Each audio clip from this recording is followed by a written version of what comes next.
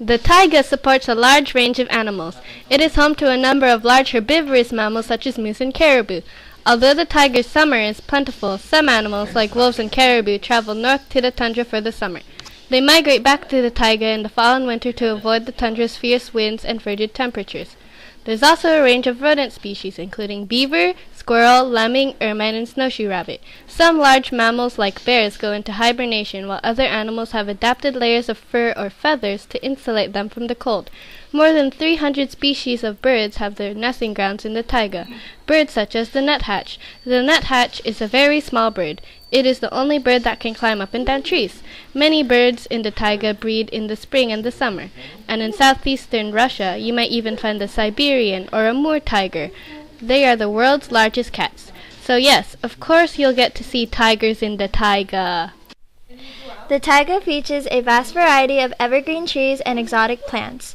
Around the winter, conifers harden. This hardening process gives these conifers immunity and great resistance to freezing climate. Under these trees, grass grows in the barren bottom where sunlight can reach. Within the refreshing shade, ferns and mosses develop. Some of these exotic plants are columbines, which are radiant red flowers with the depiction of a drooping bell. There's also the Labrador tea, the bog blueberry, the bog rosemary, the prickly rose, and mountain avens. Some of these trees featured are the balsam fir trees, also known as the blister pine, which earned its name from the many blisters formed on the bark. There's ferns, black and blue spruce trees, which red squirrels, hawks, gray owls, and wren warblers and flycatchers are seen. Larch trees, mushrooms, fireweed, giant sequoia trees, mosses, aspen trees, Douglas fir, eastern cedar, jack pine, paper birch, Siberian spruce, white fir, and white poplar and white spruce trees.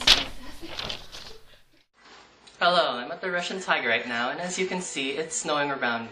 And I'm sure you've noticed that I'm holding an Arctic fox, and yes, it's very cute.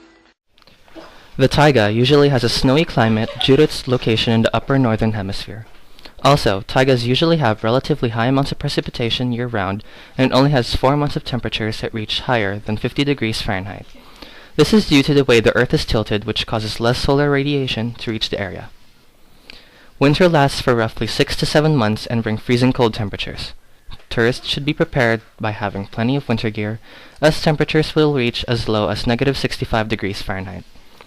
Winter nights are dark and cold, but if you're lucky, you may even see the magnificent northern lights which occasionally appear on cloudless nights. However, even if you don't manage to see them, you will still be able to see a view of the stars that can never be seen due to light pollution in cities. During spring and summer months, temperatures range from 50 to about 90 degrees Fahrenheit, making it the ideal time to go exploring to see wildlife and flora. The short summer months bring plenty of rain and tolerable heat, while spring months bring flowers and allow hibernating animals to awaken. Tourists will be able to observe badgers, wolverines, reindeers, and other animals in their natural habitat. Despite the variety of extreme temperature conditions, tourists will be able to find hospitable shelter within one of the many towns and cities within the area, such as Fort Smith in the Canadian region. The taiga is the largest biome. The taiga areas are mainly in the northern hemisphere, stretching across 3 continents in the same general latitude. The taiga exists between the tundras of the north and the large tropical forests near the equator. It covers over 15% of the Earth's land. Much of Russia is covered by the taiga. The word itself comes from the Russian language, meaning swampy, moist forest. Canada, Western Russia, Scandinavia, Northern Eurasia, Lamar Valley and Yellowstone National Park, Denali in Alaska, and Labrador are abound in the taiga landscape. The taiga biome is also called the boreal forest. Hey, you! Me? Yes, you. Are you sick of living in too sunny San Diego? Are you tired of no snow in the winter? Then come on and visit the taiga. What's the taiga? The taiga, also known as the coniferous forest, is a biome, and it's located in Alaska, Canada, and Russia. When can I go to the taiga? When you're prepared. But I have a jacket. No, that's too thin. You need a thicker one. Oh! What else do I need? Since the taiga gets pretty cold, it would be good to bring jackets and long pants to keep warm. Hats, gloves, scarves, and snowshoes would be good to bring. Hi guys! Why should you go to the taiga? Well, I have a bunch of reasons. Well, one thing, you can go camping and hiking. It's a great way to spend time with friends and family.